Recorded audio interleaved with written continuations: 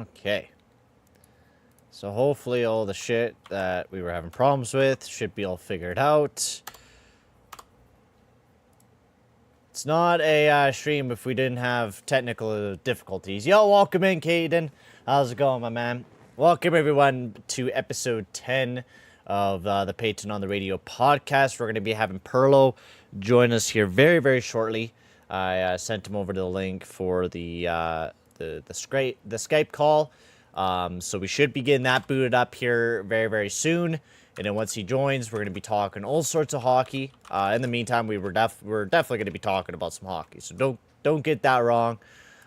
We got episode 10 of the podcast, which we have not done in a very, very long time. We have not done, I think the last time we did a podcast was a recorded one, I do believe it was. And that was all the way back in January 11th, 2023.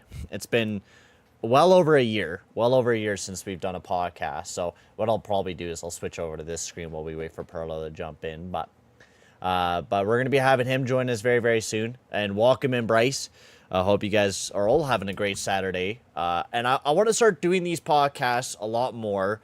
That is kind of the idea, is I want to start doing these podcasts more frequently. I want to do them like I think it's every other week. I kind of want to do them every other week. I haven't really done very many of them because there's not a whole lot going on during the off season. We have a lot of stuff going on with the Oilers and stuff like that, which I do want to talk about here in the stream once Pearlo jumps on. We're definitely going to be getting into that. We have the Askarov trade to talk about, which was really crazy to see. We have a lot of things that we can get down to the mumbo jumbo and get down to talking about, you know what I mean? Like, there's a lot going on. Unfortunately, we don't have Cap Friendly anymore, which is a bit unfortunate. We do have Puckpedia, which seems to continue on to improve. So I hope you guys are ready for the return of the Payton on the Radio podcast. We're going to be having much more stuff once the regular season kind of gets down to the business as well. Once that kind of gets going as well, we're going to be talking a lot about that type of stuff as well. So I'm excited.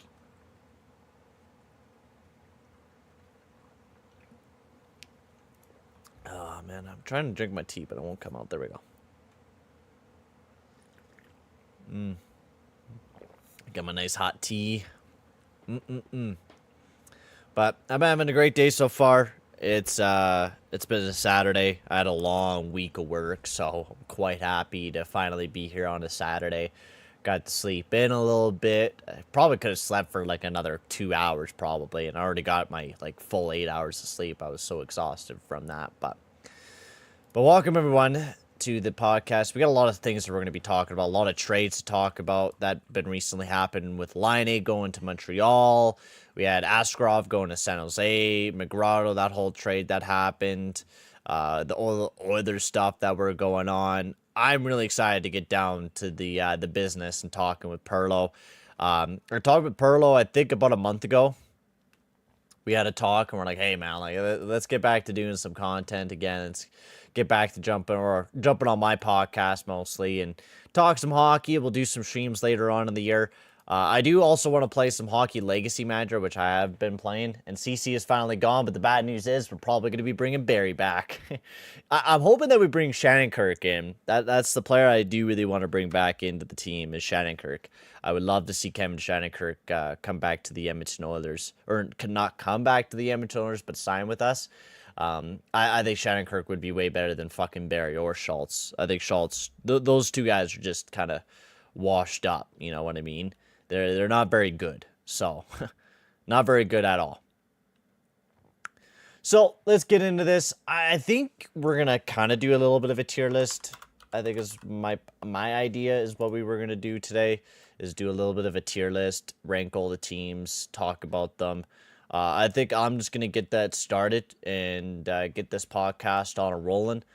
But I hope you guys, Caitlin Addison's not a bad idea, but he's another like small offensive defenseman. I think if anything, we need like more of a defensive defenseman. You know what I mean? Like I guess we got Emberson, which I think will help. But I think more of like a two-way guy that could play good defensively, another PK guy, you know what I mean? Like a Shannon Kirk would be pretty good on the PK. I seen his analytics like a long time ago. I don't know how he was doing this year, but Tyson Barrie, all the other fans were like, "Oh, Tyson Barrie's like really good. He like did really well with the Edmonton Oilers when he was playing." I'm like, dude, are you fucking like retarded? Did you like have like short-term memory of how Tyson Barrie played? I guess a lot of Oilers fans liked how Tyson Barrie played, but when I remember seeing him, he was a fucking gong show. And we didn't really need him on the power play, and we don't really need him on the power play anymore since we got Evan Bouchard, you know what I mean? Like, we don't need Tyson Barrie at all. It boggles my brain whenever I hear that all the time. It's like, oh, we need Tyson Barrie back on the team. I think he's like the best fit out of those like three guys, the Schultz and Shannon Kirk. I'm like, are you fucking retarded, dude? Like, come on. Like, wake up a little bit here, all right? Like, Kevin Shattenkirk is the better guy to go with, in my opinion. I think he's the better defenseman out of those three guys. I think he's the better player to go with, to be honest with you. I think he's the better player to go with, in my opinion. A guy that I don't think you want to play the entire year, but I think a guy that can be very pivotal. Do I think he's going to come to Canada? Fuck no. I don't think he's going to ever come to Canada. I don't think Kevin Shattenkirk is a guy that wants to play in the Canadian market. If he doesn't get an offer, I don't think so. Gotta smoke that weed when Barrie play. Oh, you got to. You got to either get really fucking drunk or you gotta smoke the weed, because that's the only way. That's the only way that you're going to be even able to digest watching Barrie play on the team. That's the only way. Because he is not very good.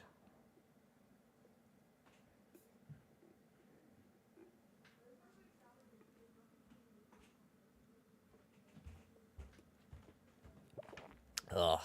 So, let's get into talking about the tier list, which I think I got everything. Let's we'll go by, I got a tier list that just like ranks, I think, the logos, but I'm just gonna make it for ranking the offseason. We've got S, A, B, C, and D tier. And we'll get that going. Okay. So we'll do our little intro, get into talking about the podcast. I don't know if I'm really going to re-upload the podcast or not. I think we'll just kind of keep it up as a live stream. Maybe I'll cut it down a little bit. We'll get a little bit better over time, too. I haven't done streams in, like, I think July 1st was the last time we did a stream. The last time I did, like, an actual big stream was June 8th with the Oilers versus the Panthers when we were watching that. Make sure it has Seattle and Utah. I think this one does. I do believe so. Should. Yeah, it has Utah and Seattle. Yeah. Oh, yeah. This one has it. This one has it. I'm also really excited to play Hockey Legacy Manager a little bit later on, too. I'm really pumped to get that going, because I think Hockey Legacy Manager, I've been playing a little bit of it. I haven't really even started a franchise mode because I've been editing the roster, getting everything kind of organized and stuff like that, since there's, like, no roster since it just got released. So I exported a roster from the old game into this one, but all the prospects are not on teams, so you have to like manually edit all the prospects onto their current team. So I've been doing that.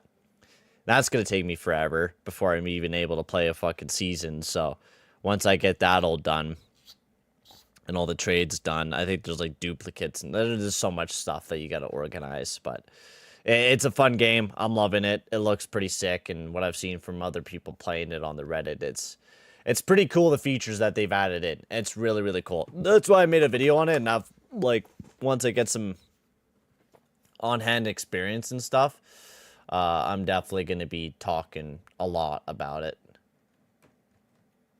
which I'm very pumped for. Very pumped for. Okay, so instead of me lollygagging, let's get into talking about the teams. We're going to make a tier list. We're going to talk about each individual team. We'll get over to this screen. So, first up on the tier list, we're just going to go by whatever team is up here. We're going to start off with the Colorado Avalanche.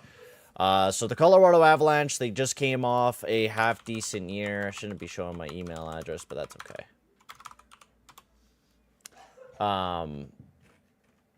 Colorado Avalanche.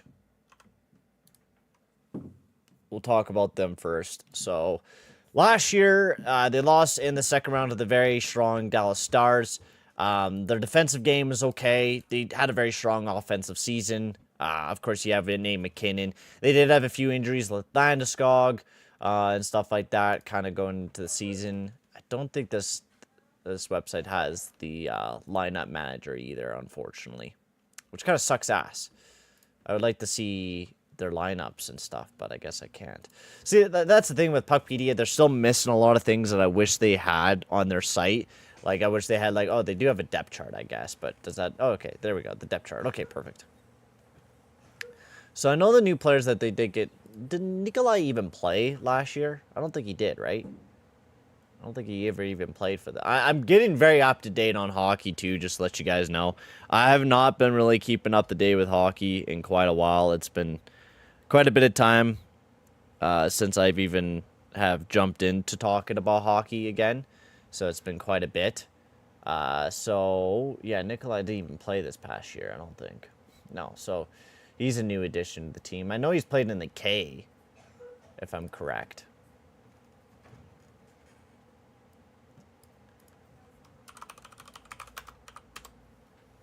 They're going to be playing him up on the second line. That's going to be crazy.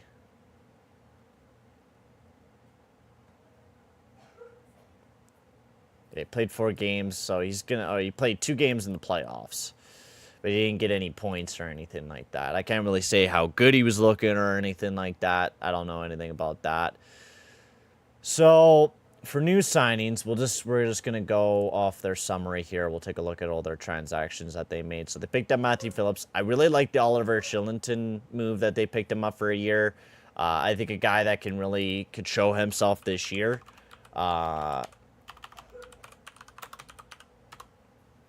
A guy that I think he missed majority of last year, which is a bit unfortunate. He had some family problems, I do believe he had. But he really didn't play very much for the Calgary Flames the past season.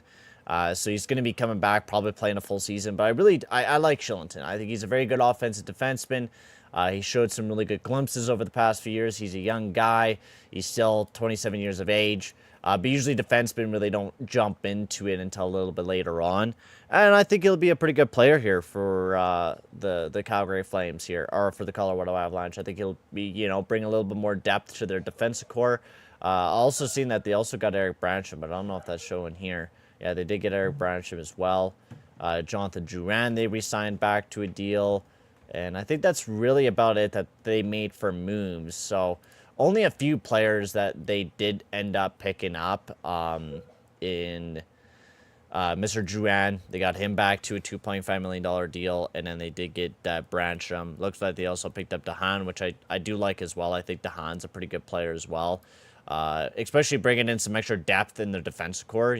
Shelton will definitely help. Brancham, he was okay. And Landeskog may also return soon. Yeah, because he missed majority of last year as well, didn't he? Or did he miss the entire season? Because I don't remember seeing very much of Gabriel Landeskog last year. That's the thing. Can Landeskog stay healthy? He's been injury-riddled over the past few years. So, he hasn't played last year. He didn't play during 2023-24. So, he's been missing out. He's a big pivotal player for the Colorado Avalanche. You know what I mean? It's just the problem is the injury's been stacking up for the guy, and that's the unfortunate part for Landeskog. The injury's been stacking up for him, and it's just that's the unfortunate part. Now, can I see all the Calgary or Colorado Avalanche? So I think there's a site for free agency day that'll show all their guys that they lost to.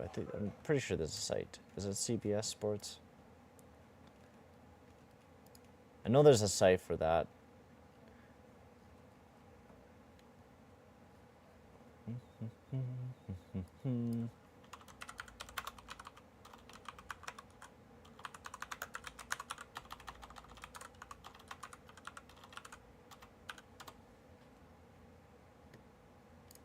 There it is.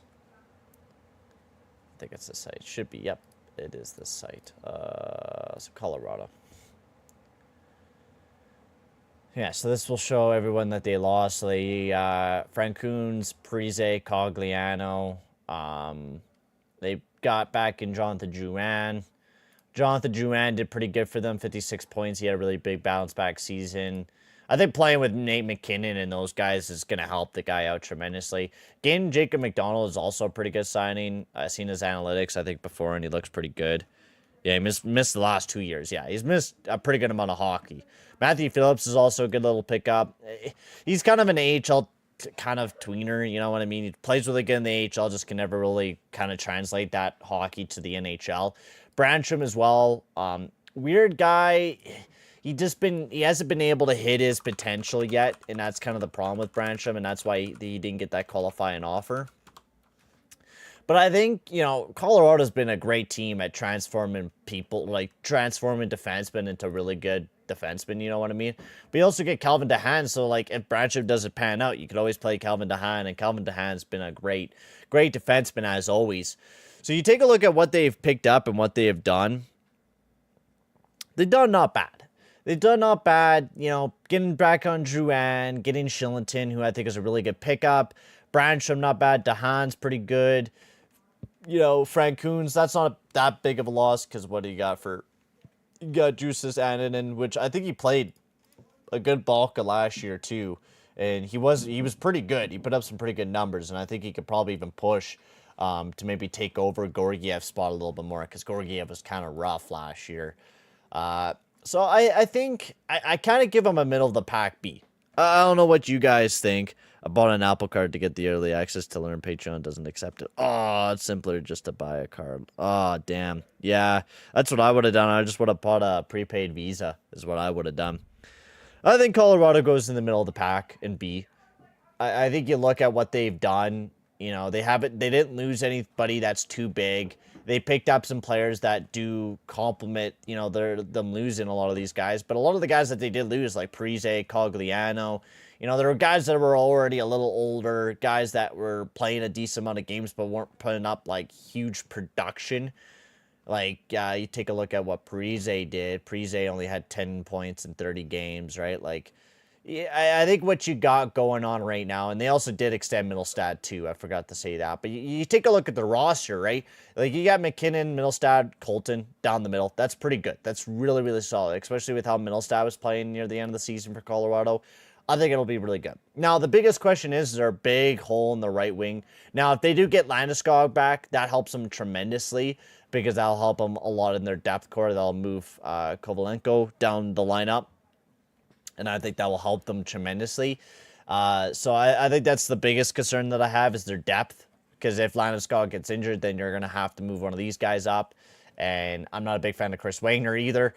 So their depth is kind of a big concern. And then also Nikushkin as well in the IR. But Nikushkin's been kind of, I don't know. He's been kind of a gong show as of late. So will he really come back and play? I'm not sure. Hopefully he gets the help he needs because he definitely fucking needs it. I think he has a problem with the white powder. If you get what I'm saying. So I think, looking at what they got, I like this way better. Oh my God. See, this is what they need. Yeah, this is exactly what I like to see. I like to see the stats, everything. This is awesome. This is perfect. So you take a look. I think they got some pretty good depth, but I think they need to improve just a little bit. Unless Kovalenko pops off, has a great, tremendous season for them. I think that's perfect, but I don't know. We'll see what kind of happens. We'll see what goes on. So that is your Colorado Avalanche. We put them in B tier. Let me guys know what you guys think. Should we play some higher up in A or C? We'll see. But for now, we will jump off to Chicago. Chicago Blackhawks, which they made a lot of big moves. This was the year that they also had... who did they pick up in the draft? That Belarusian guy. I can't say his name. Levashanyov or whatever the hell his name is. So we could take a look at the Chicago Blackhawks now. I like this template better. So they made a lot of big moves. A lot of big moves that I think helps their depth out tremendously. So they picked up Tyler Bertuzzi, who had a pretty good season. A really good season with the Maple Leafs, 43 points in 80 games. Wasn't a big producer, but hey, you get 20, 30 goals out of a Tyler Bertuzzi. That's pretty good. He's a chippy player. And, Hockey News Report, and I know Steel Flyers. Hey, buddy, how's it going? Long time no see. I know. I am back, which is crazy. John Mustard to Chicago. John Mustard. Who is that guy? I don't think... John Mustard, eh? Providence College, 3rd round pick. I don't think I've heard of this guy. I haven't really done very much research on this past draft, unfortunately. I've even really been keeping up with much hockey up until now. I'm just starting to get back into it. I am doing great, Steele. Life's been treating me well. It's been great. I had to take a little bit of a break from hockey and stuff over the past year or so. But, you know, now I'm kind of getting back into it, and it's a great time to get back into it because there's some great stuff going on with this past offseason and stuff. So it's been great. I hope you're doing well, Steele. Yeah, I just seen that. Yeah. Pearlo should be coming on here in a bit. Let me actually just check and see if he is coming on here in a bit.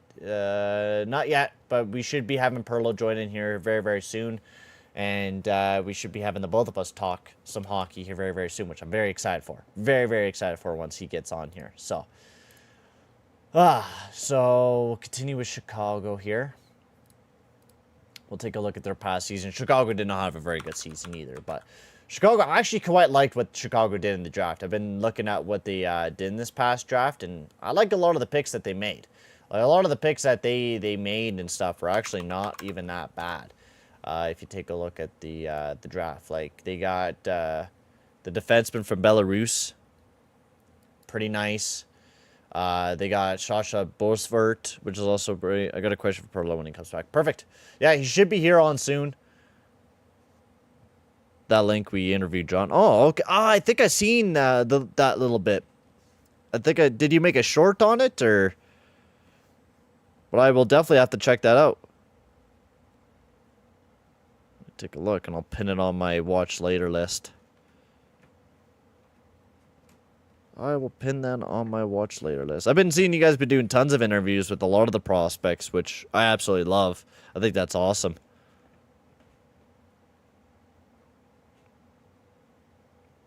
Perfect. Okay. Who else did I really like that Chicago picked? I think there was another prospect that I really liked Chicago that they picked. Yeah, John Mustard there. I think there's somebody else. I just can't remember the name. But Chicago did pretty well. I think Chicago has been doing really good with their rebuilding of the team. You know what I mean? Like, I think they've been doing really well. Demidov, the steal of the draw. Oh, I think so. Demidov is really good. Yeah, I think he's an amazing pickup. I think also Caden Lindstrom, my Chetwynd boy. I actually know this guy too. Amazing kid. I think it'll be pretty good for Columbus as well for the future. But so, yeah, Chicago got a pretty rough year. They got a pretty good draft pick. I think what they did this past season was really smart in the offseason. With picking up Bertuzzi, they picked up Teravainen. And the thing with these contracts, they're not, like, super long. You know what I mean? Like, 4 years for Tyler Bertuzzi, that's going to take him until what? He's, like, 34 years of age? That's not a bad age for Tyler Bertuzzi, in my opinion. You know? Like, that's not a bad age for Tyler Bertuzzi. Because he's going to be a chippy player, but by the time he hits that last year of his contract, he might slow down a little bit. But you throw him alongside some really good players, I think Tyler Bertuzzi could be your 30-goal producer or even help set up some plays for Bedard, right? And that's exactly what you want to do. You want to give some players to Connor Bedard because all of last year, majority of your guys were injured, right? Your Taylor Hall was out of the lineup for majority of the season. Who else did they lose throughout the middle of the season? I think they lost another guy that was a pretty pivotal player. I can't remember who now. But Taylor Hall was out of the lineup. Right? Way that you want to develop. Vaneker, the Hawks got to. Yes. I don't know if Brody really sucks, you know, like 2 years at 3.75, he does do pretty well defensively. I don't know, like Martinez is meh. They did sign a lot of the older defensemen, but you really got to take a look. Like, you probably know that Chicago's not going to be a great team next year, right? Like, you pick up Brossoit, Mrazek, that's pretty good. They're making some movements towards being a better team, but it's not like the TJ Brody move's going to hurt them that bad, right? It's going to help out Kevin Korchinski. It's going to help out the future for Alex Vlasic too, and then all their other future defensemen that they got coming up the pipeline. I think that's just going to help them a little bit more. And then you're not having to force a lot of these young guys to play right into the defensive core, right? And you get TJ Brody, who could play pretty solid defensively. You got Alec Martinez. I think it's pretty good. Uh, you could say like, oh, they're a little old, and I do agree. Like Alec Martinez, not amazing at the AAV, but to be honest with you, take a look at what Chicago has for their salary cap. Is that really going to hurt them right now? Right? And you take a look at who they have to sign. Like they're not having to sign Taylor Hall. Like they really don't care about that. Like they could probably get a Taylor Hall either for cheap or he'll head off to somewhere else, right? A lot of the time they're giving big contracts out to these guys to say like, oh, hey, you know, here's a contract to eat up a bit of our cap. So I don't think it's bad. Brossoit, I think, honestly, is a pretty good pickup too. It depends on how well he'll do with more games and also more pressure. We'll see. But the tandem that they had going in Winnipeg with both Brossoit and Mr. Hellebuck was pretty good. But Brossoit has never played over 23 games. Or I guess 24, right? And he's kind of an Can he play good? He's like every other season he has a bad season. So that's going to be my big question is how Brossoit is going to do. And if they're going to play him more games, how will he do with more games? So that's my biggest question with Brossoit. Brossoit is a pretty good middle-range goaltender that you could play him for a decent amount of games. But I don't know how well he'll do if you give him a lot more games than what he usually does.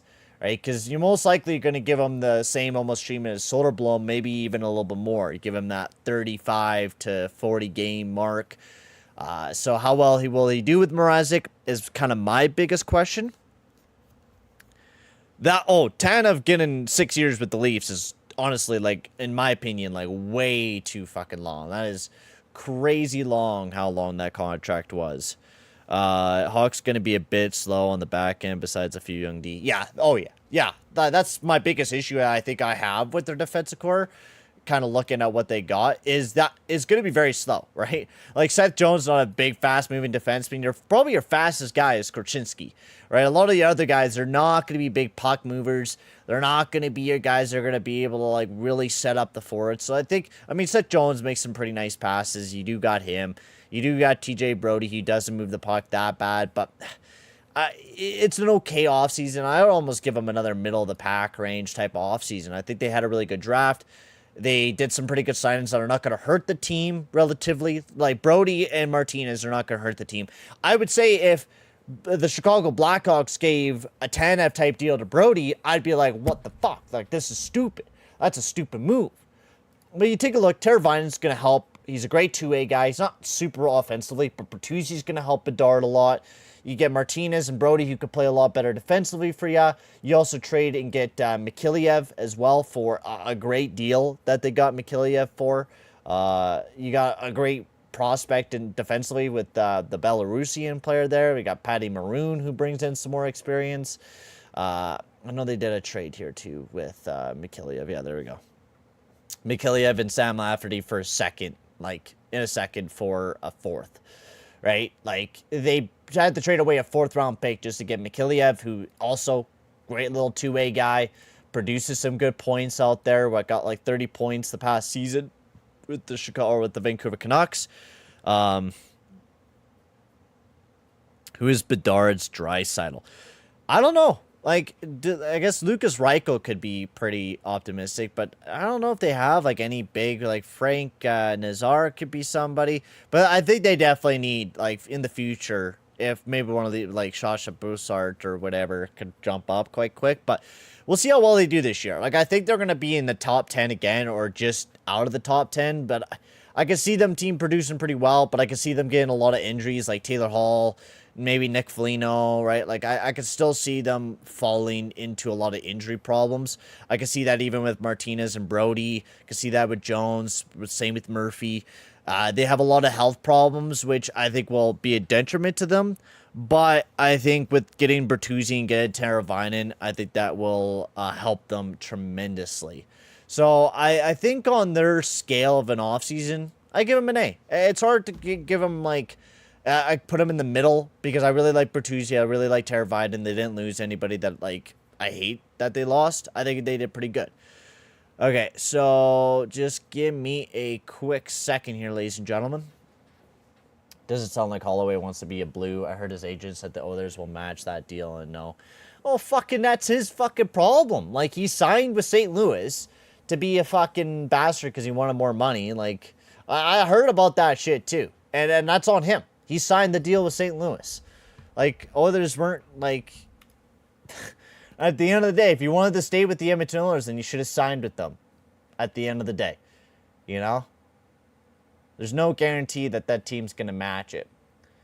So let me figure this out. I just got to get Pearlo in here. For some reason, I didn't send him the link. So we're going to resend it to him again.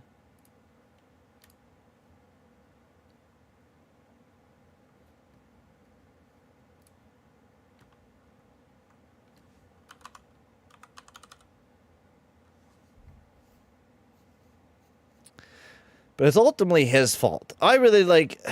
We'll get into talking about it once Pearlo gets here, because I definitely want to get to talking about the offer sheets and everyone in Oilers line getting pretty pissed off about it. I like offer sheets. I think offer sheets should happen a lot more, in my opinion.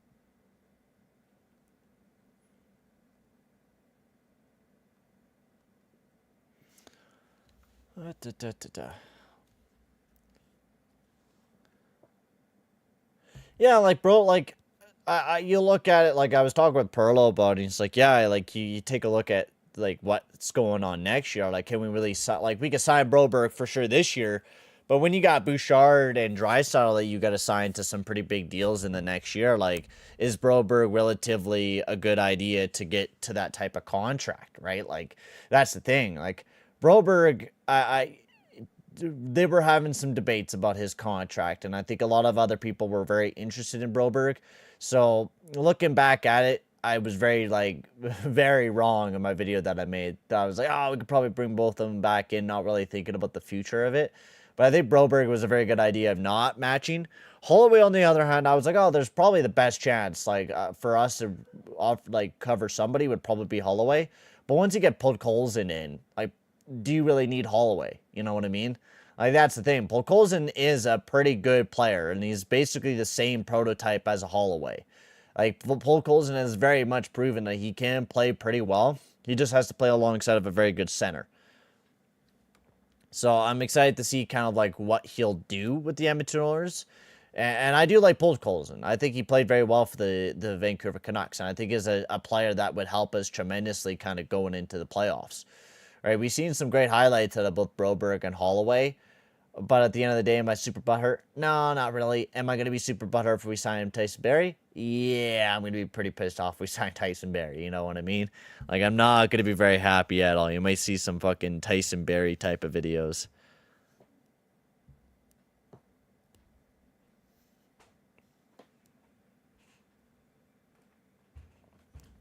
We should be getting Pearlo in here soon. I just sent him the link again, so he should be joining up, hopefully, here in a bit.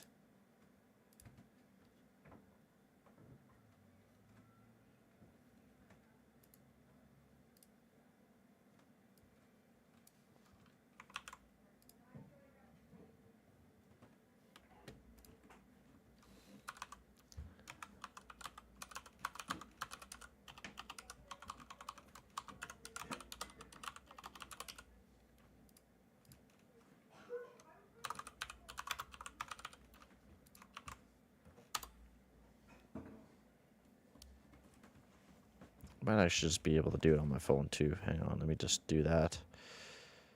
Let me see if I could send them the link through my phone.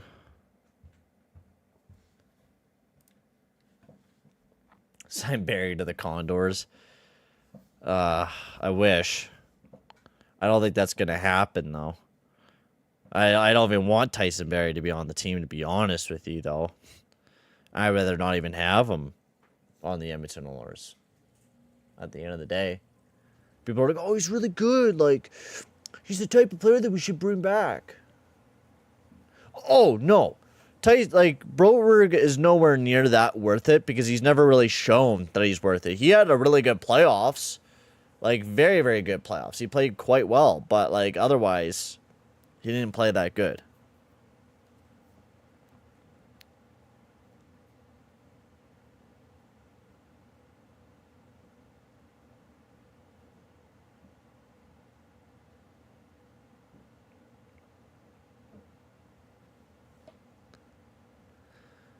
Oh, no, my phone Skype is not working, of course. Of course it's not.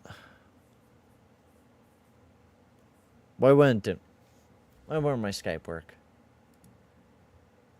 Skype is probably the biggest pile of dog shit, like, of all time. The biggest piece of shit of all time.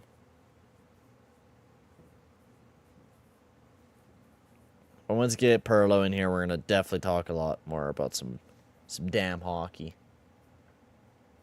Oh, yeah. Skinner and Art. I still think we need to improve our defense core. It is very atrocious. Like, very, very atrocious. We definitely need to improve our defense core, and I think that's the biggest thing that we need to evaluate right now.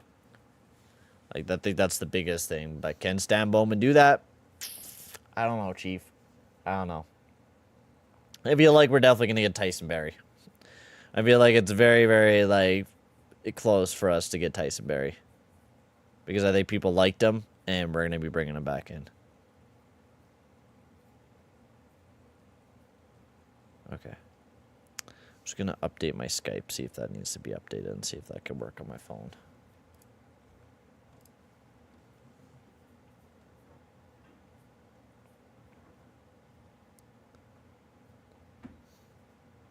It's offer sheet, Snyder, yeah.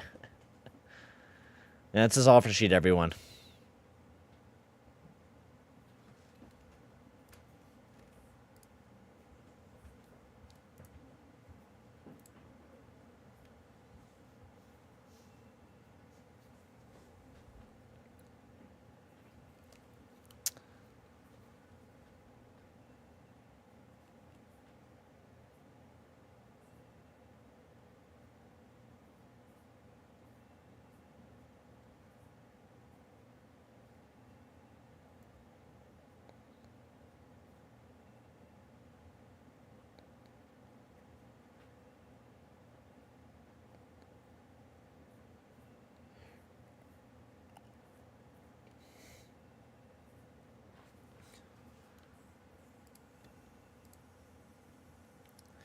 Yeah. Go after Swayman. Oh, dude. See, I think offer sheets should happen a lot more, man. Like, I really believe that.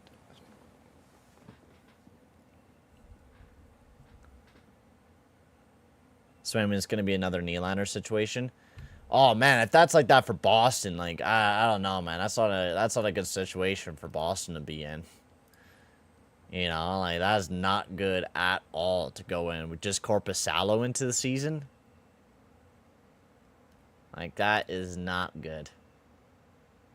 And they only really got $8.3 million, you know? Like, they don't got a whole lot of money to kind of, like, throw around. Unless they trade away somebody. But they just signed Peak and... like, I don't know. I don't know, man. They didn't do the smartest moves of all time, to say the least. Didn't do the smartest moves of all time there in Boston.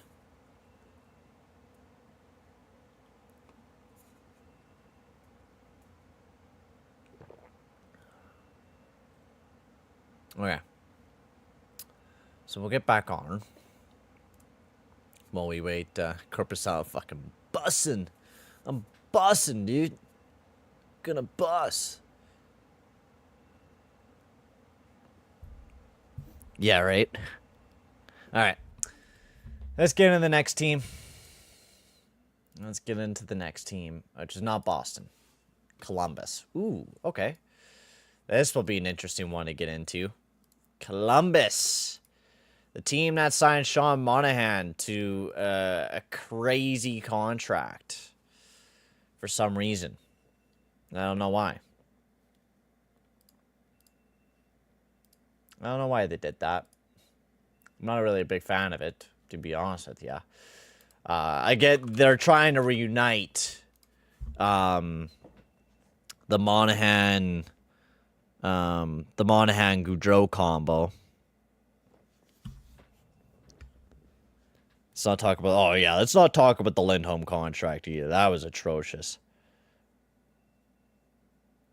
Yeah, I don't know why. Edmonton Oilers fans are, like, really pissed off that St. Louis, like, betrayed us and offer sheeted us. Everyone's like, there's a rule. There's no such thing as offer sheets. And I'm like, dude, it's a fucking thing. Like, I don't get why people don't offer sheet a lot more.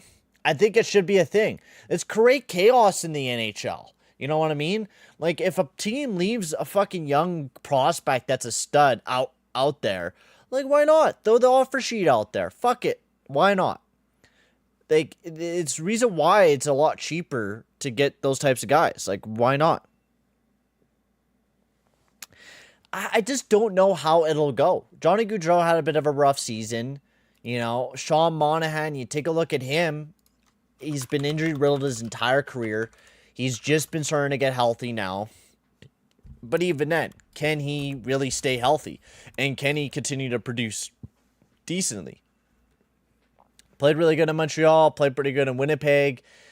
I don't know. I'm not for it. I'm really not for it.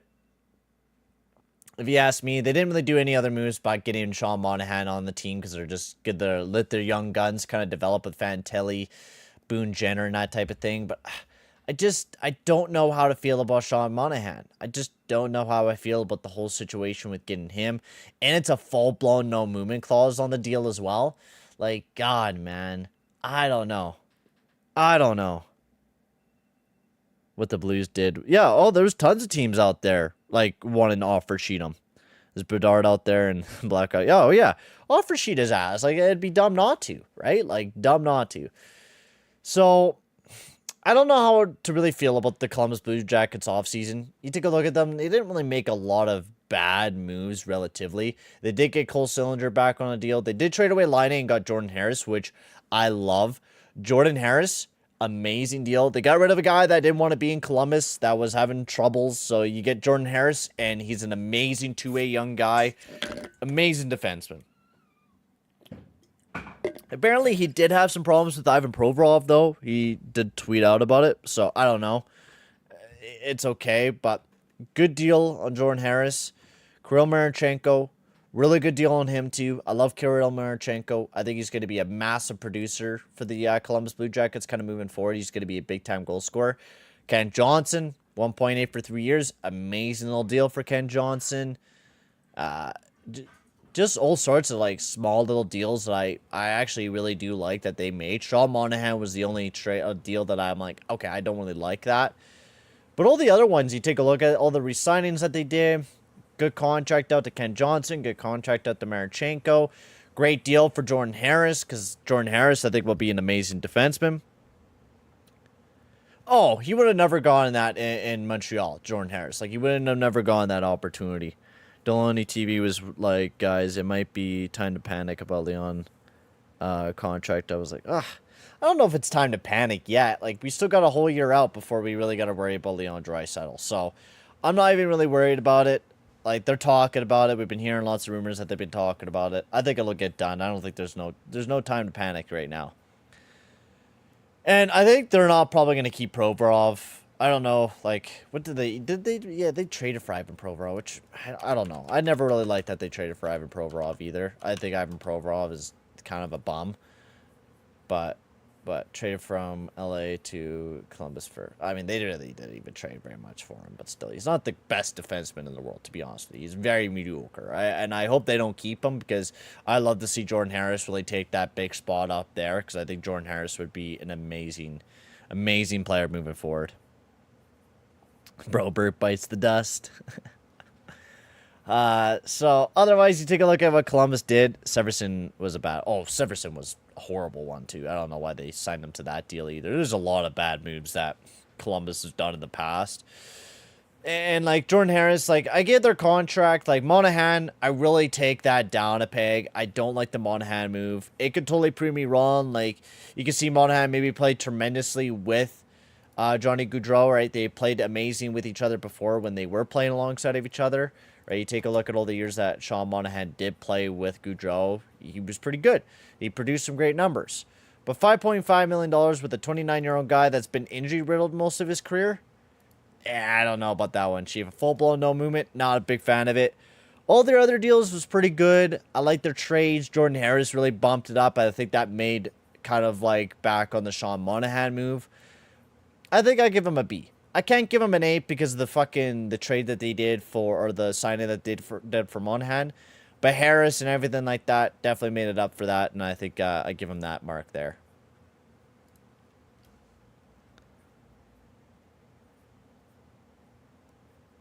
So we're still waiting on the Pearls of Wisdom. Apparently CC was like Leon Draisaitl's best friend on the team.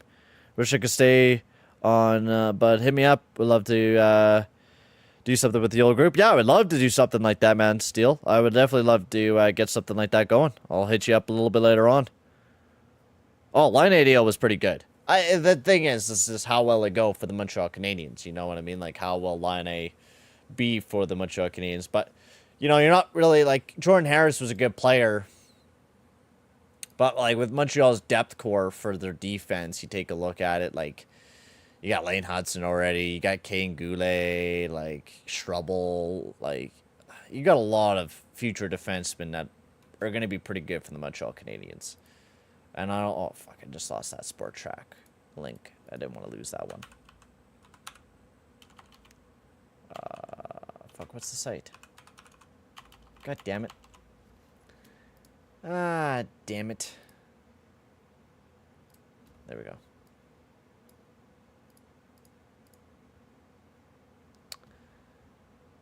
So, we can move on to the next team, which will be St. Louis, which we could talk about the offer sheets now. Broberg and Holloway, Kasperi Kapanen, they got Suter to a deal. They lost Varanen, Scandella, but players that I don't think are really going to be huge losses for the St. Louis Blues. St. Louis Blues did have a pretty rough year last year, to note. They did not have a very good season. But getting Broberg and Holloway, I think, are pretty good pickups. I think that will definitely help the team out. Pavel Buchnevich, they signed to a huge $8 million 6-year deal. I do love myself some Pavel Buchnevich. Yeah, I will certainly know once Pearlo gets in here. I'll definitely say that you said hello. Pavel Buchnevich. He had kind of a rougher season this year, but guy produces pretty good. I really can't complain about it. It's a little bit of a longer contract, but even then, like, 6 years, not bad. That brings him up until he's 35. You know, that's not a bad age to be at for a player like Pavel Buchnevich. So I really can't say that's a bad contract, especially since they already got a ton of big guys. And that's an extension too, so that doesn't hit until next year. So you'll be 36. That's the problem. Like, you take a look at what they have done. Like, they should relatively rebuild. You know, they should relatively rebuild. Unless you could have Thomas and Kyrou and... Like, Jake Neighbors is going to be pretty good, I think, over the next few years. They got to get him to a contract. They just got a lot of mediocre players that, like, you take a look at their roster, like, okay, like, Buchnevich, he's pretty well worth what they're giving him. And since they don't have, like, any true superstar. And Holloway will definitely help with that depth, but Holloway's not going to be your superstar stud that's really going to be, you know, a breakout player.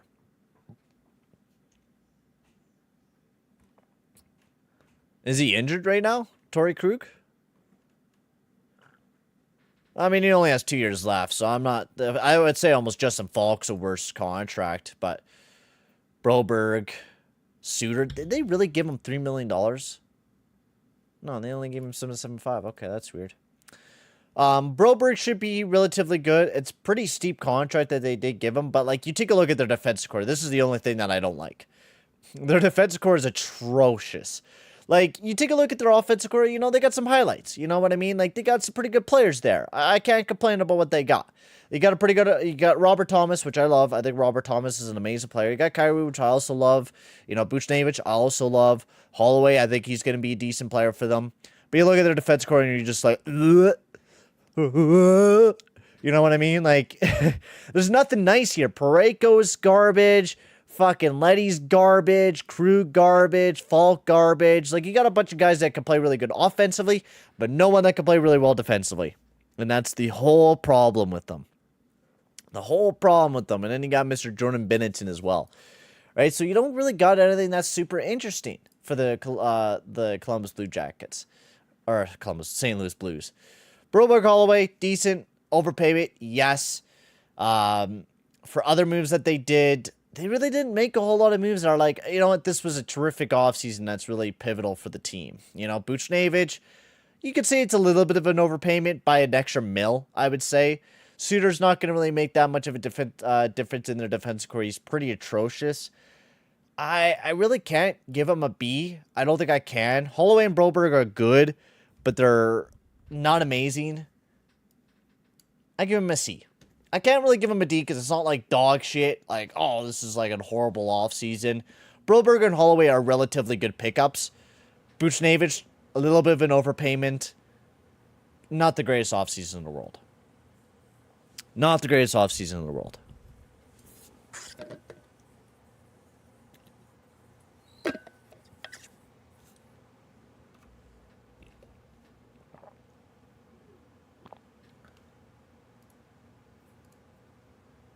Okay.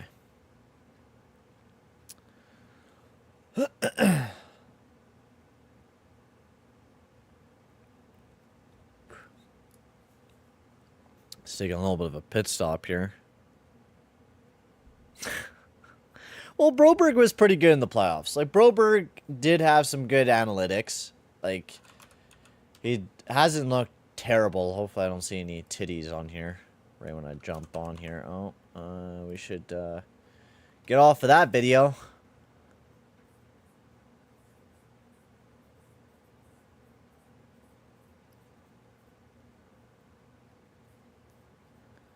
We'll find Broberg's analytics here soon.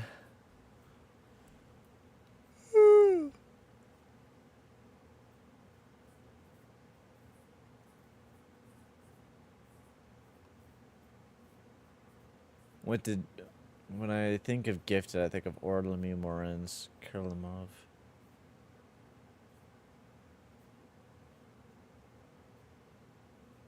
This is crazy. The Urinal needed to solve lineups of Rogers plays fast, efficient, keep your eyes in the sky, do your biz. Sick of hearing about this. Dude, bruh. Bruh. Who the fuck would want to piss in this?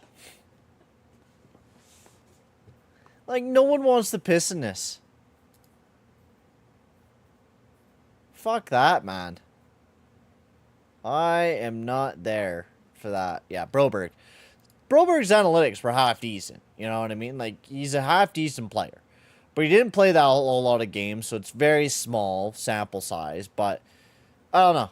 I don't think it's amazing. Like, he's okay, but definitely that's not worth 4.6. You know what I mean? Definitely not worth the amount that he got.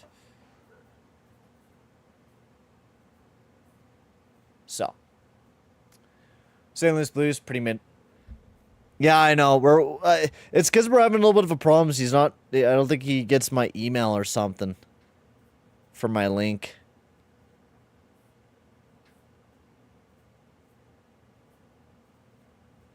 Most casual thing, Payton. Well, it's Twitter, man. I want to see. I don't want to fucking put titties on my stream right now. Oh, it's not worth the 4.6. He's a good player. This is not worth the 4.6 as of this moment. I think he could probably down the road, but he's not worth 4.6 right now.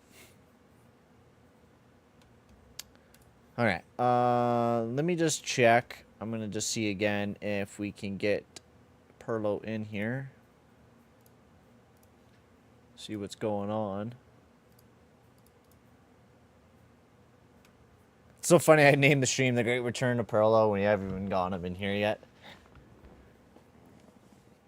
That's the funny thing. I'm probably going to be only on here for like another half an hour to an hour or two, so try to get him in here.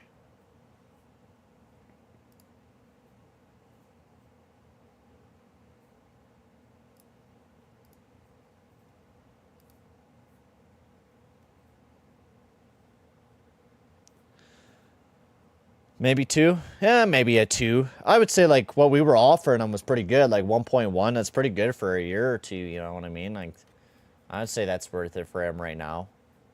Like, you give him a little bit more, it's, I think, almost too expensive.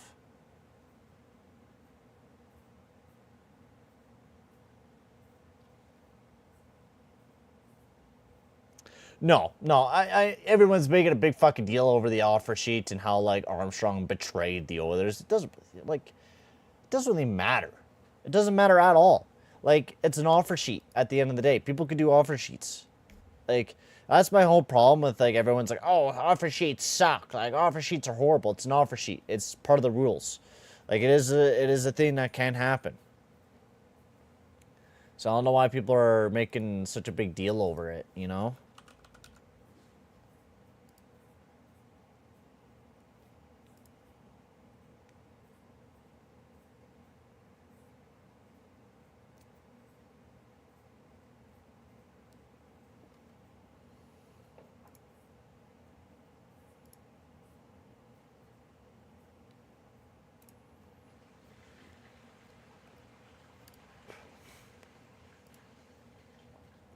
Just offer Nurse to get Broberg and Hall.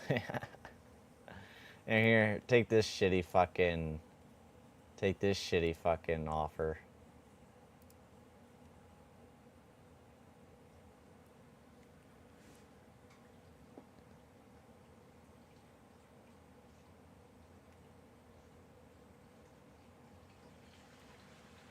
That's the thing. Like, you're paying something that ain't proven. Yeah, I do agree. He played really good during the playoffs during those 10 games, but it's not like a huge sample size. That's the problem.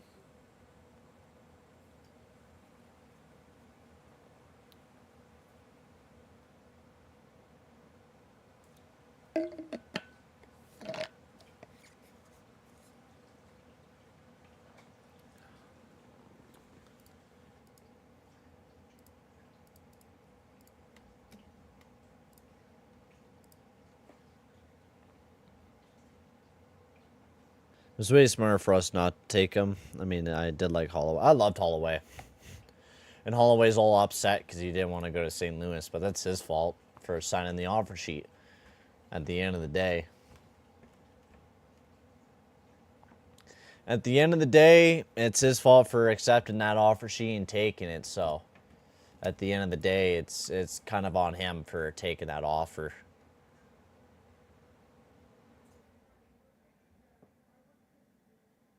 We're not even going to get through most of this tier list. It's kind of funny. We got so many teams to talk about. We only got like an hour in.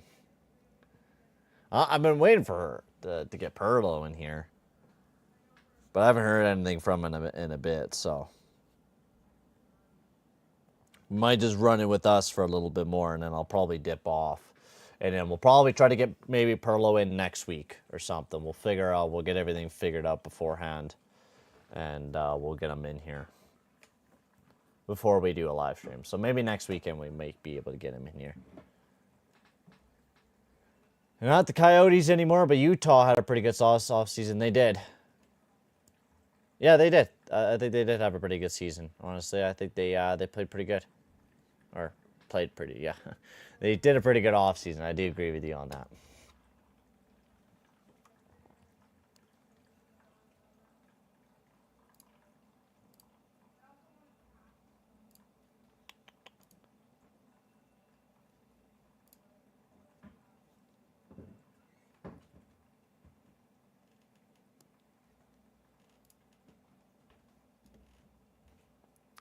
Do.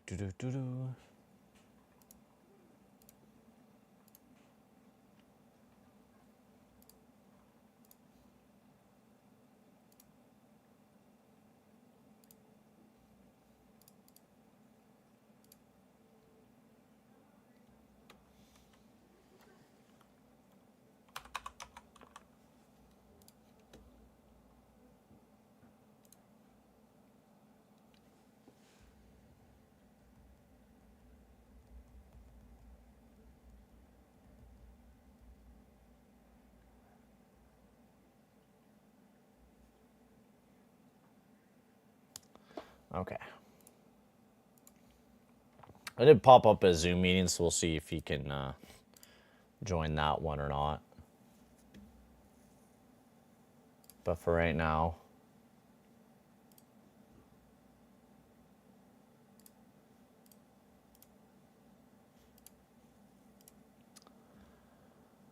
Believe the offer Tampa Bay gave Stamkos after all those years.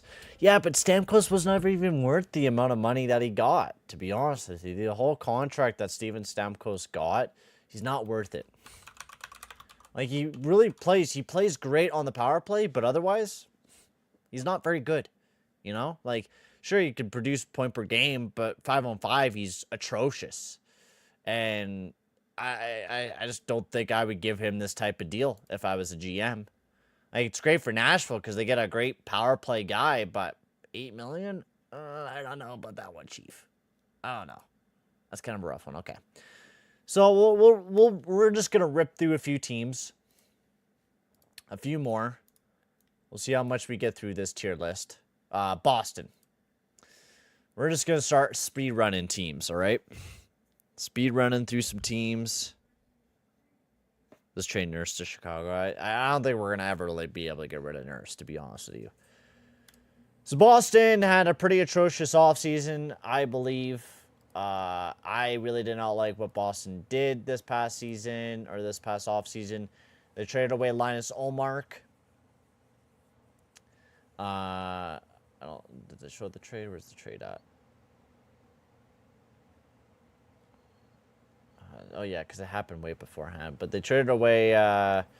they did get Zadorov to a crazy deal. I think that's really about it that they did get to do there. But we'll take a look at their trades, Boston Bruins.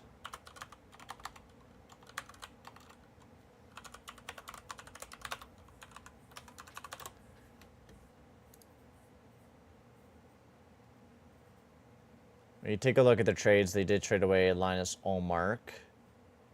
That happened in May, right? When did this fucking trade happen?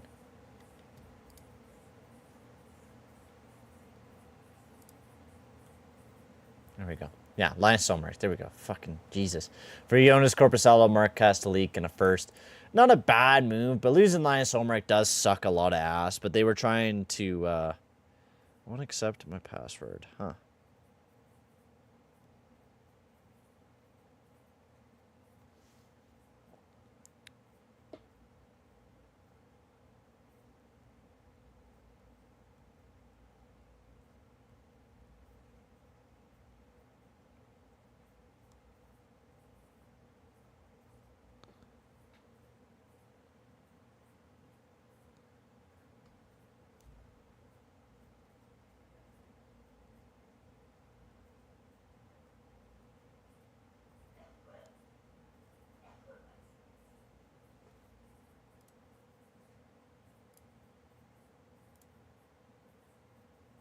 Ignore Lindholm. Yeah.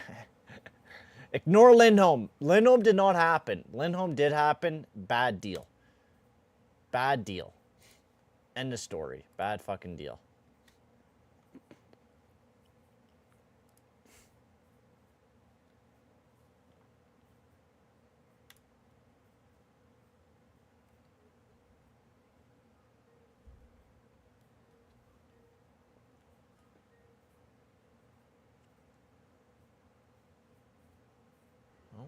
Hello. Hey, how's it going? There we go. Can you hear me? Oh, hang on. Let me turn on my stuff. Hey. Hey. How's she going? Now I got the audio. Can you hear me? Yeah, send it again. For what? The link or? Yeah, I'll get the video. Okay. Hang on. I'll add you into that group from this account, eh? Or What's that? so you want me to send the link to that group? Actually, I'll just go to you on Twitter, on Skype, on video. Okay.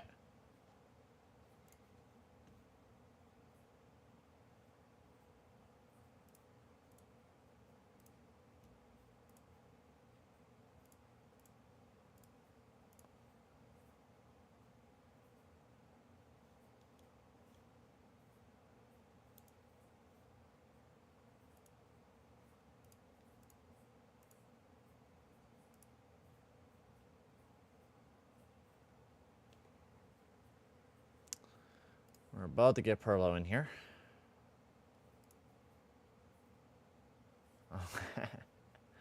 I get the big fucking Skype logo on the There screen. we go. For fuck's sakes. There we go. Took me a It's bit. never a proper stream if we don't have technical difficulties. Jesus. Yeah. How's she going, bud? How you doing, bud? I'm doing great. Doing great. Ready to talk a little hockey? Yeah. We had some amazing people already in here. We had Steele pop in. He said hi. We also got Hockey News Report, and also Hey Now just jumped in the stream. Hey, how's it going, buddy? Hey now. Nice.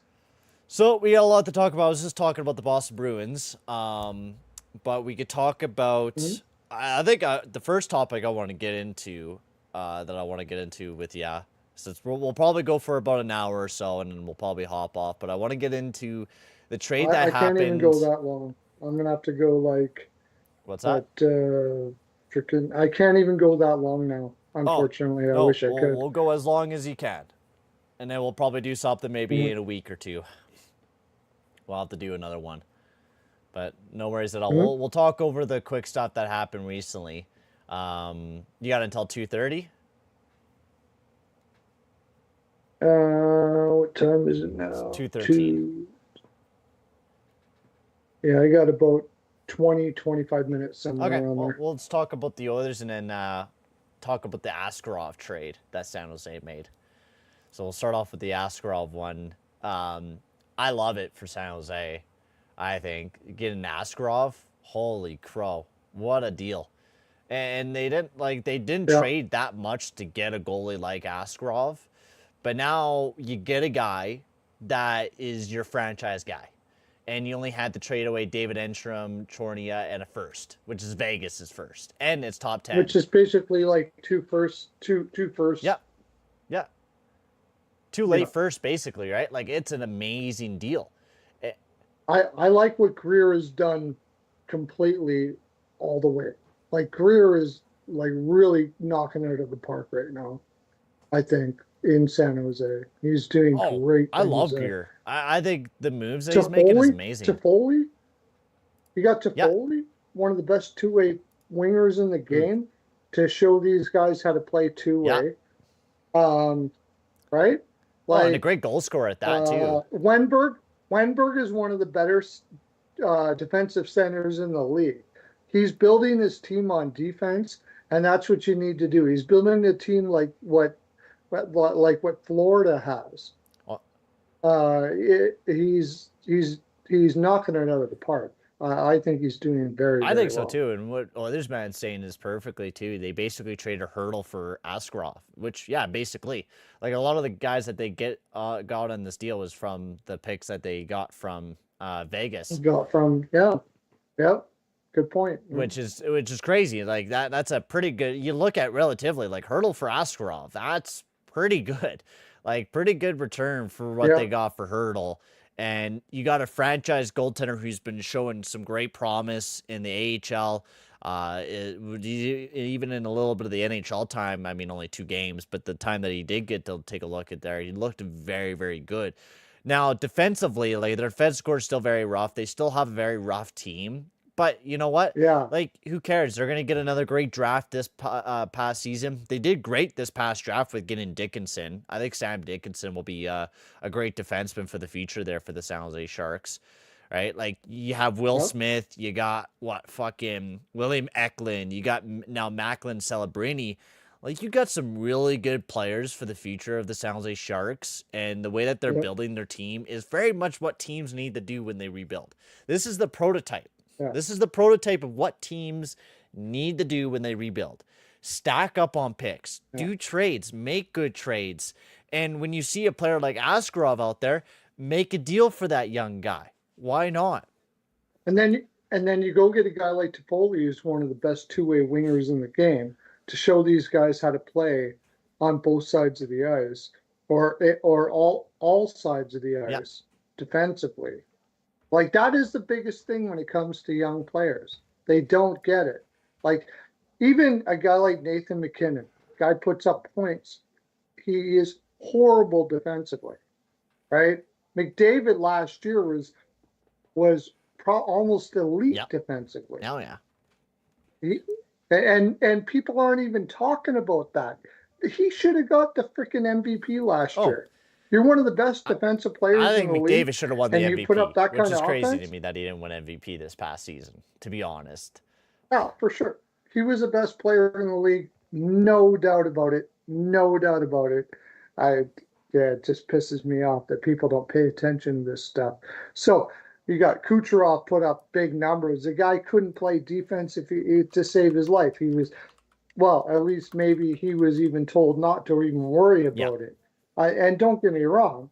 Don't get me wrong. Kucherov is an amazing offensive player, but you put him, you if you were to trade, would you trade McDavid for Oh, Kucherov no. straight Hell up? no. He's a winger. Not even He's a freaking winger, so you would chance. never do that in a million years. You would never make that trade. Not even if he was a center, you No. wouldn't. You wouldn't. God, no. Yeah, that's what I'm saying. Not a chance. McDavid is the best player in the league by far, no doubt about it. Anyways, going back to San Jose, I love what they're doing here. And early on, I'm a better. I'm going to be taking San Jose a lot. Yeah. I think they're going to surprise a lot of teams like Philly did last year in the first 20 or 30 games, somewhere around there. They're going to undervalue what they have. Getting Askarov, I don't know if he's going to take out what he's got to beat out Kakinen. Yeah, fucking Blackwood and Venisic, like. Yeah, Blackwood. I kind of like Blackwood. He'll hold his own, but he's got to beat out Kakinen. That's it. That's all he's got to do. I'm sure he'll beat out Kakinen all day. Kakinen will be the third goaltender in that group. I think Askarov takes Askarov easily like the tandem job with Blackwood this year. Easily. I think easily he's going to be playing this year for the San Jose Sharks because he played amazing in the AHL. Mm-hmm. Probably one of the best. He was one of the best goalies in the AHL. I think he's definitely taken a spot with the team. And like San Jose easily has done some great jobs. Like Jake Wallman, I don't mind that move either. Oh, that was a great move. Great defensive. Great Wallman? defenseman. Great, amazing. Like. And they got a third back on that, like to get rid of 3 point some million. I mean, that was a brilliant move.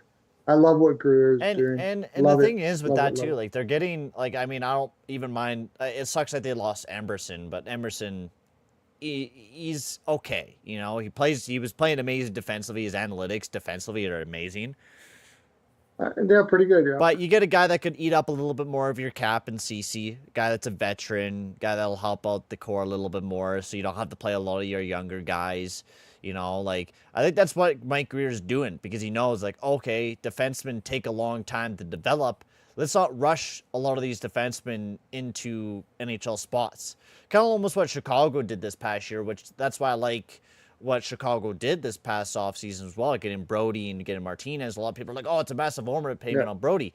You don't get it. They're not, you see, with defensemen, it takes a lot longer to develop a defenseman than it is a forward, right? You could throw a young 20-year-old forward into the NHL. Like, it's okay. But a defenseman, if they get rattled and they get like fucking 200 goals scored against them in a season and they don't play very well and they're minus 40, they're going to be down on themselves. They're going to be like, oh man, maybe I'm not that good of a defenseman as what I thought I was, right? But if you let these guys play in the AHL, you let them develop their sticks, you let them develop how they have to play in a bigger physical role than what they were playing in junior, they're going to be able to step into the NHL a lot easier. That's why you get all these veterans. That's why you get these guys that'll just eat up minutes on your team and you let them play. And you let them do their thing until the younger guys are ready. Right. And as well as I do, Brody was one of the best defensive defensemen. He was elite defensively most of his career, not the last couple of years. So when you bring these guys up, he may not be elite defensively now, but he knows how to be elite defensively. So he can help these kids as they come up and make them better than they could be if they didn't have a guy like Brody there with the voice to be able to show them how to be what he was at one time. He's not now. He's not. Yeah, he's not, but he was. So It's sort of like getting Suter there in Minnesota. I mean, he's not good, Yeah, he's off to really, St. Louis now, now. but Suter. or St. Louis. I mean, St. Louis is what I Yeah, meant to always say. horrible. He's not good now, but he's going to help a guy like Yeah. Broberg. Oh yeah. Like Like he's going to help that guy. He's not that now, but he knows how to do it. He just doesn't have the physical ability to do it, like Brody. So those guys are like extra coaches to help these young guys learn how to play the game, and they took the right guys And too. that's why I like what a lot of these Uh, teams are doing rebuilding wise, right? You suck ass once you get those young guys that are starting to jump up into your lineup. Oh, hey, you get to Foley, or you do what Chicago does. Go get Bertuzzi and Teravainen, guys that'll be able to help out Bedard over this next season, right? You want to build players yeah, around these young guys. You don't want to take a look. You don't want to do what the Edmonton Oilers did when they were rebuilding. Get all these young guys and then put a bunch of fucking idiots like Andrew Ference and yeah, Nikitin, and, you get fucking old-ass Ryan Smith, which is good. But then you also bring in a bunch of guys that love to do cocaine and like to do the white powder stuff. And then, Taylor Hall starts doing it. And Taylor then all Hall. the other guys Yeah, start doing it. yeah, And then the team just continues to go in a circle and continues to rebuild and continues yeah, to rebuild and continues to rebuild. Because you bring in some bad people that are helping these young kids, right? That's why you bring in it to Foley. That's why you bring it to Bertuzzi. That's why you bring in a Teravainen.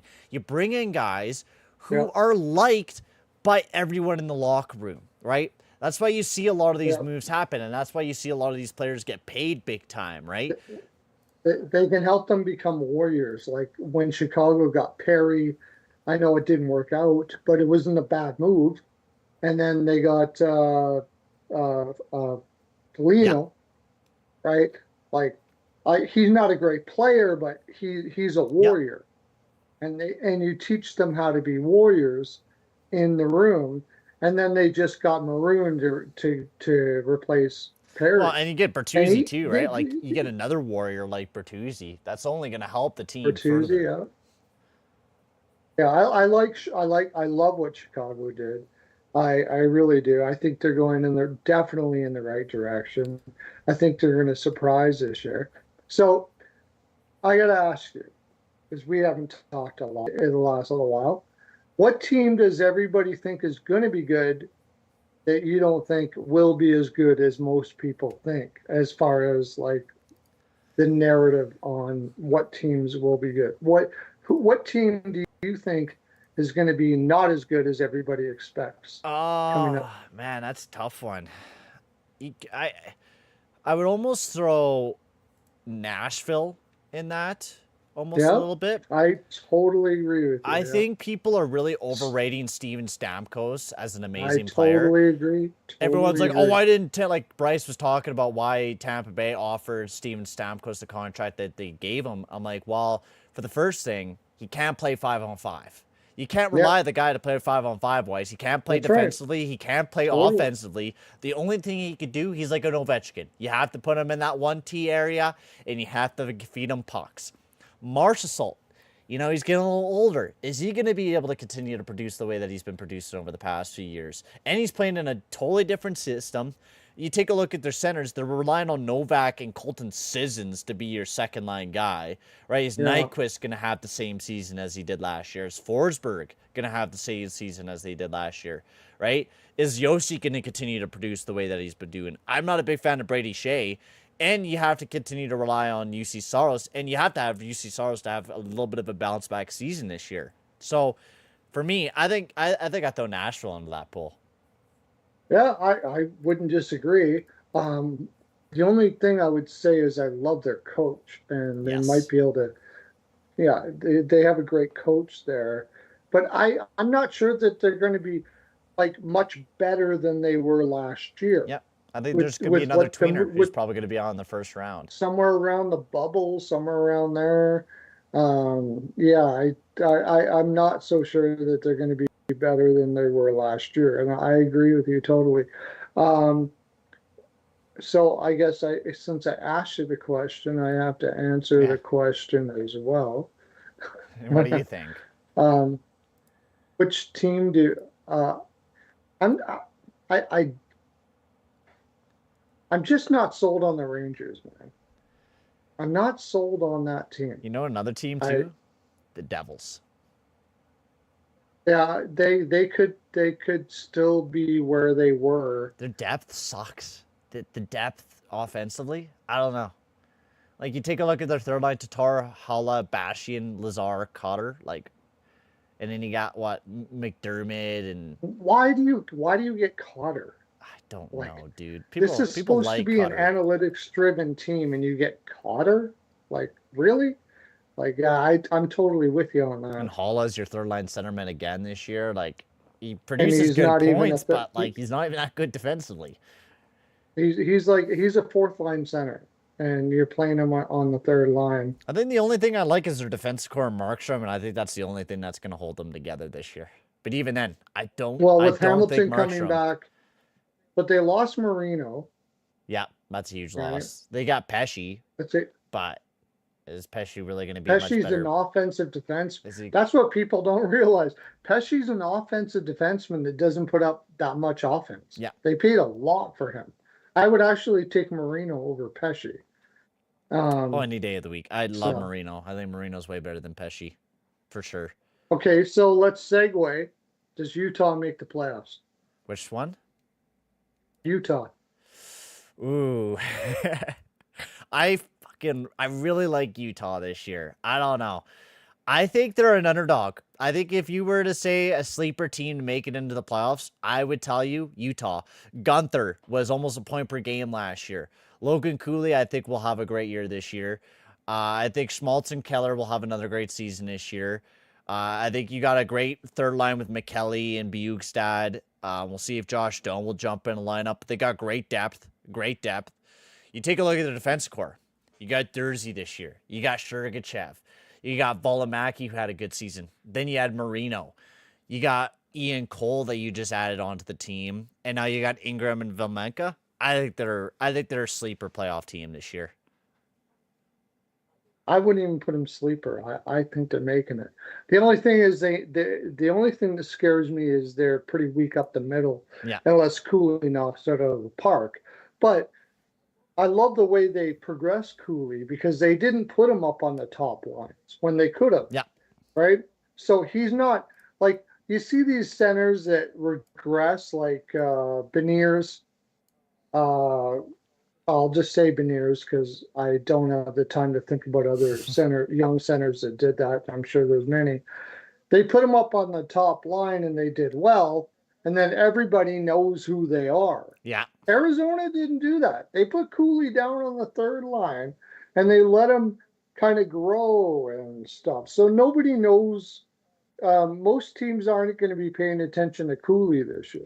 They're going to be I have a focusing on feeling he's going to Bukestad, put. who had an amazing season, right? Like, they're going to be focusing on the guys that did have pretty productive seasons. They're not really going to look Right. at Gunther or Cooley, which I think a lot of fans haven't even really been talking about those two guys because it's, Utah, right? Or I guess Arizona formerly, right? Yeah. They're not going to be watching those guys. But me and Gunther. I love Gunther. Dylan Gunther, I think is going to be a stud in the NHL. I think the guy is going to be a 40-goal producer. I think the guy's Yep. going to be a point per game player. I think even a future Maurice Richard winner. Not a guy that's going to win it every season, but I think he's going to be in competition for it. And I could even see him winning it one time with how good of a shot he has and how good of a goal scorer he is. And he was 35 points in 45 games and at just 21. That's pretty good. It's insanely good. And he's from here. Sorry, you're I cutting know out there, him. Pearlo. He's from Yep, Edmonton, yep. He is an Edmonton boy. from St. Albert or Sherwood Park or something like that. And I know him. And he's going to be a fantastic player. And I think it's going to start this year. Yep. I love the moves they made. Um, I think this team. The reason why I like Utah to make it is they're probably going to start out strong because most teams are going to undervalue them Yeah. for the first 20 games or something like that, and they'll probably have a record, and everybody will be like, "Oh, we never saw this coming." Well, how do you not see this coming? I mean, you've got amazing Keller, Gunther, Schmaltz. Yeah, Bear is it Hayton? Bear Hayton up the middle. Yeah. I mean, he's not a great offensive player, but Oh, he's a very great good, defensively. Great defensively. great defensive player, and they're going to play him up on the top line, which isn't bad, and his offense could improve. I think Utah is going to freaking like really, really surprise people for the first 30 games, and then it's just like kind of what like Philadelphia did last year, and then it's just are you able to hold on after that? Another team But that I could see doing pretty good too on the Utah part too is a team that's very undervalued kind of coming to the season, but I think could be a team that could surprise a lot of people is Buffalo. Like I know they're in a very tough division and they have made some little moves that like a lot of Buffalo fans have been asking for more moves. But I think if hopefully Benson and Quinn will take huge steps up this year, but they could be one of your sleeper teams this year that could squeeze their way in. would you agree with me then that they won the McLeod trade?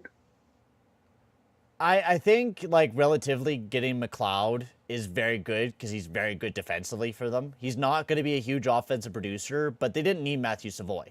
You got Cousins, you got Tage Thompson, you got some guys up the middle. I love Matthew Savoy. I think he's could be a really good player for the Edmonton Oilers, but I think Ryan McLeod right now amazing defensive guy for the team, and I think we almost could have used Ryan McLeod right now, especially since we lost Holloway.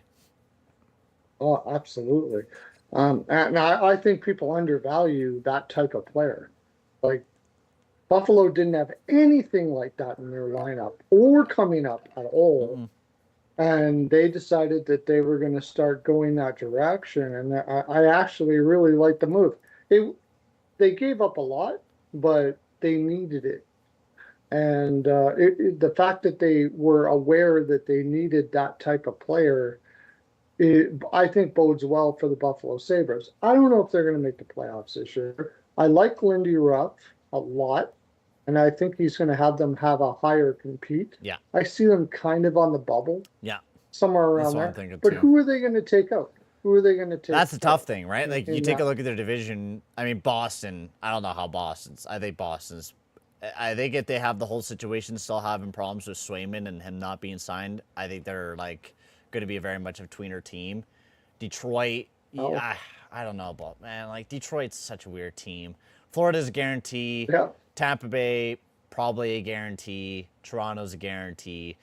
And then you have a bunch of teams that are like up in the air. So that's the thing. Like if Buffalo really strikes gold, if Boston really doesn't able to get Swayman in for a bit, Detroit continues to be what they're being. Montreal could also be a pretty good team this year. Ottawa, I don't know about Ottawa, man. Like Ottawa's done. Forget fuck. I about just Ottawa. don't think they're gonna make it to the Ottawa's a playoffs. I think freaking they're just gonna waste their time rebuilding their team. They're going to be bottom of What's that that? freaking division. No doubt about it. Oh, Ottawa's going to be like bottom. oh fuck! They got Dude, I hate the way that they manage their team. They needed to rebuild for longer, and now they're trying to like force themselves to be a good team. You know what I mean? Like it just feels like they're forcing stuff, and it's just like why? Why do you keep forcing stuff? Like I don't know. They're rushing stuff when they don't need to rush things, and then they're going to be rebuilding for longer.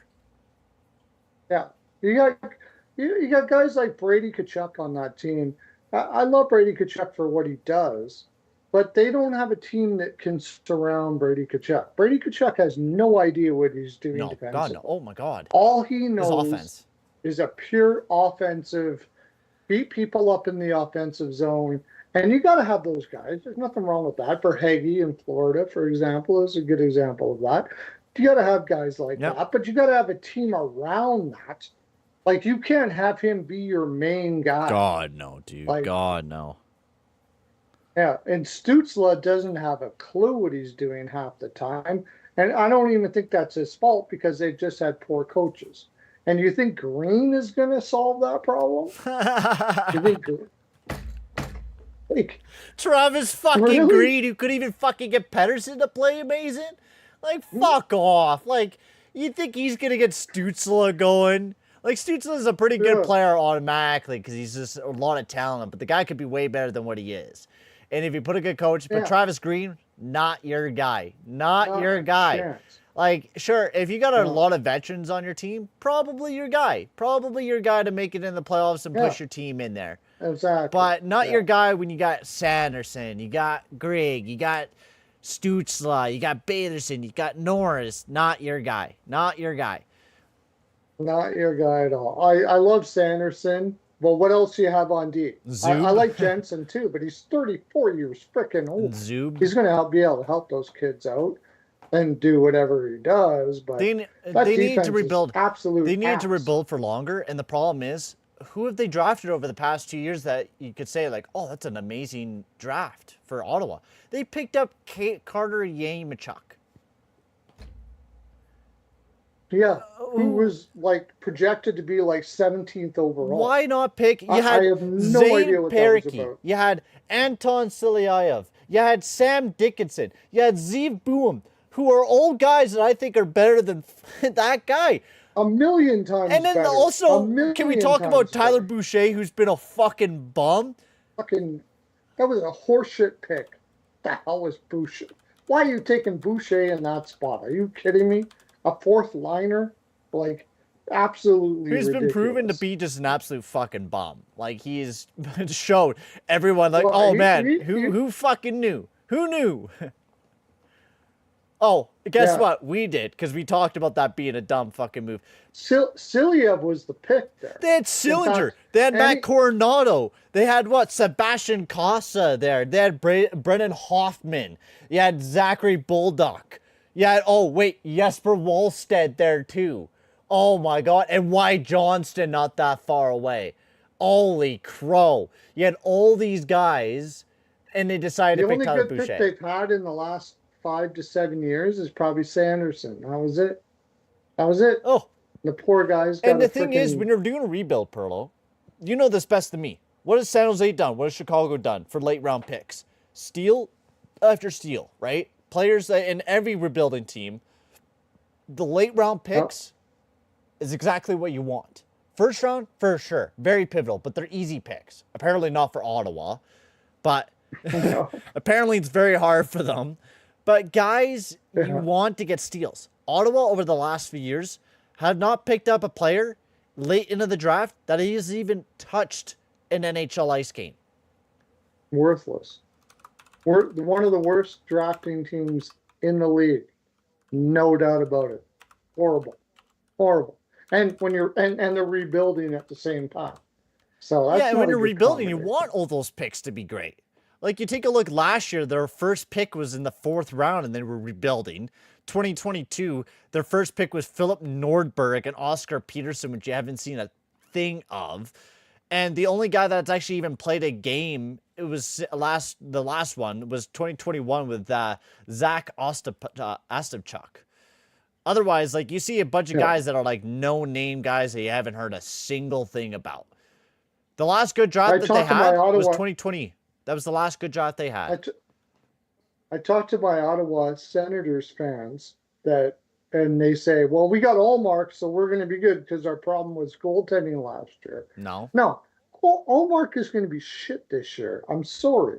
Like, it's not that he's bad, but you're playing behind that team after playing behind Boston for the last couple of years. My God, I think he's going to be about a 2.90 and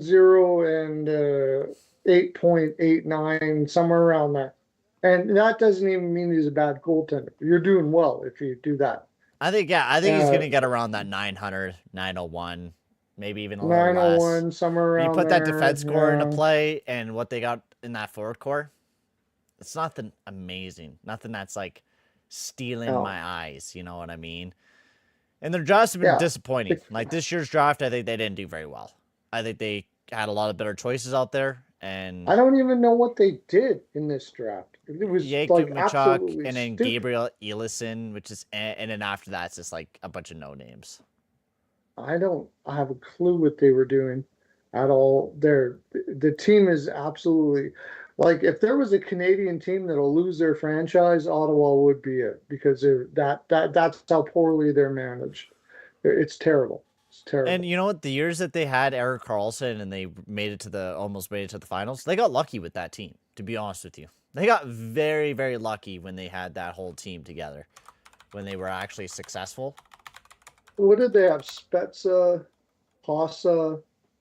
Let me take a look. They had Hossa. They had Hossa there, right? That was way, way back. They actually did very good when they were managing that team. I give them credit. Like when they picked up Hossa and they had Spencer and they had Alfredson, that was a really good team. They actually did a very good job managing that team. Patrick Aleem somehow had a crazy good season. The year I'm talking about was the 2016-17 season where they got pretty lucky going deep into the playoffs. But listen to this team. You had Eric Carlson, you had Mike Hoffman, Kyle Turris, Mark Stone, Derek Brassard, Pajot, Smith. None of these guys had big offensive seasons. Right? The defense score, they had Phaneuf, Chris Weidman, Cody Ceci, Mark Mathot, Frederick Klassen. You had a bunch of guys that just had amazing seasons that year. And of course, Eric Carlson doing Eric Carlson things and Craig Anderson playing off of his head. But when they went deep into the playoffs, like, they got very lucky with that team. Very, very lucky with that team. Yeah, that team shouldn't have went deep. God, no. No. They shouldn't have even, like... It was sort of like when the Edmonton Oilers made it to the finals against Carolina. Exactly. That team had no business. No. They just had Chris Pronger, and that's what Ottawa... Chris Pronger that's what was Ottawa had. The whole team. Well, and Rolison. But you take a look at what Ottawa had. They had Carlson and Anderson. Anderson was terrific during that playoff run for them. And Carlson was as well. Playing on like a half-broken ankle. So...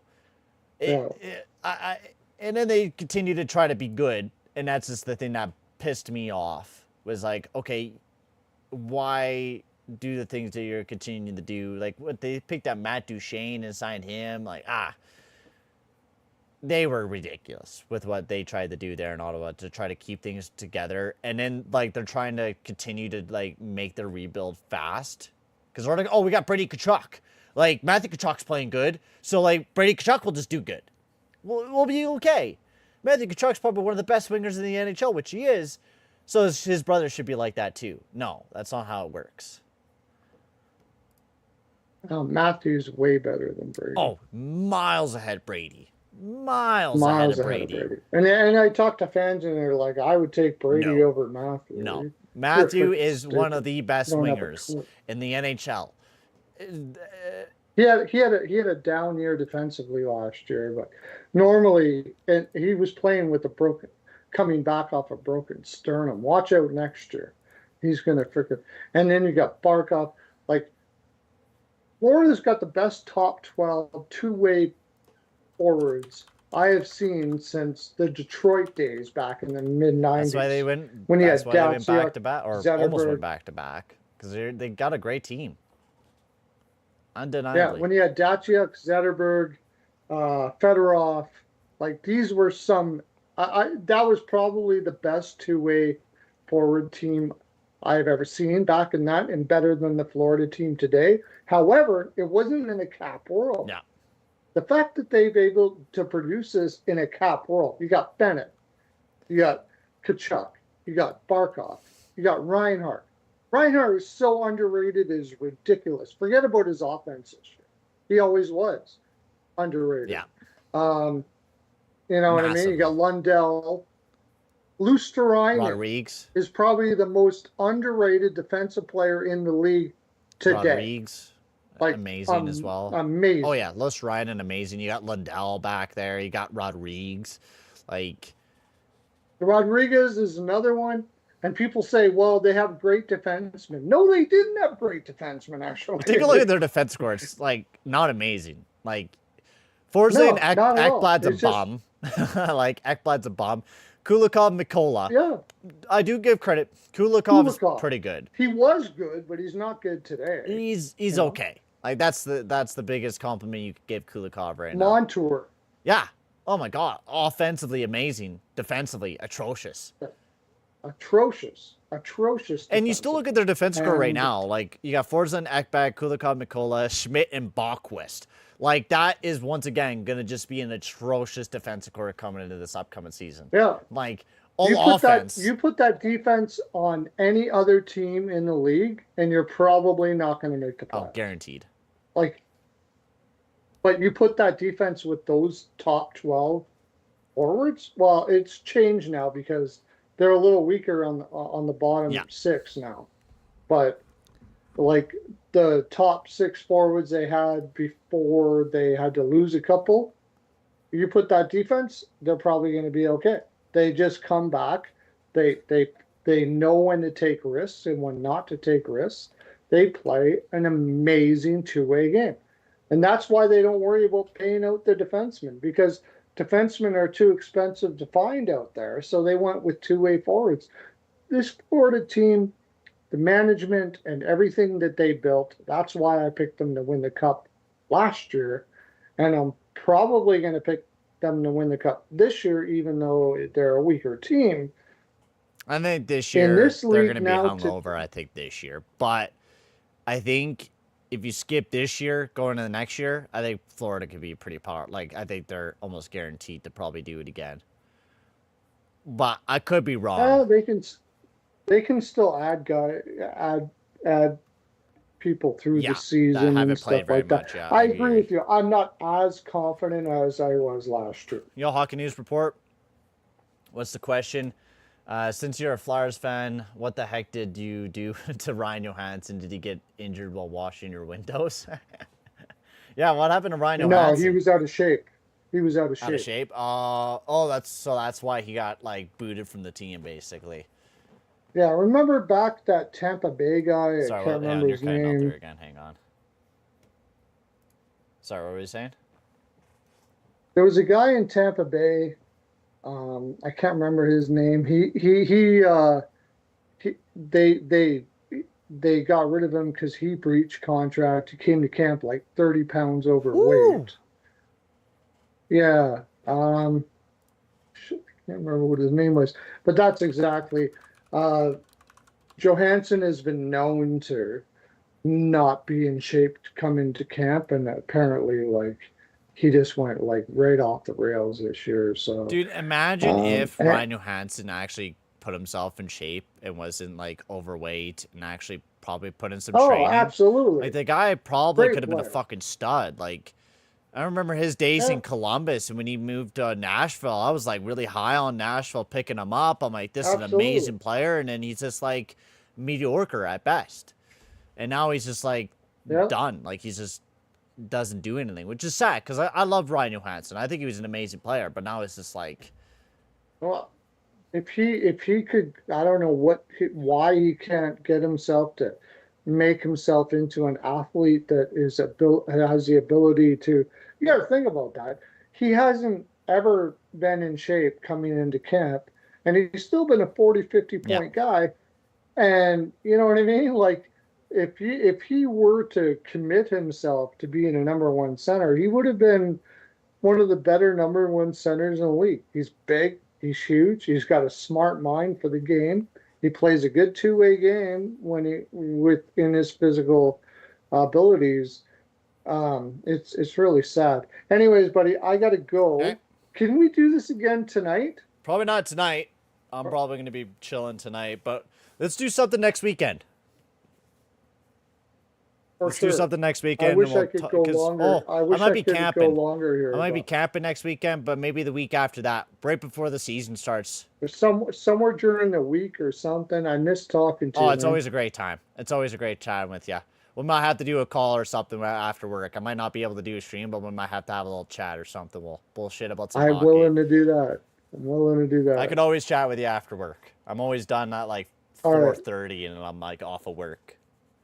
And I always got time to chat. Okay. We will do that. All right. Take care, bud. See you later. All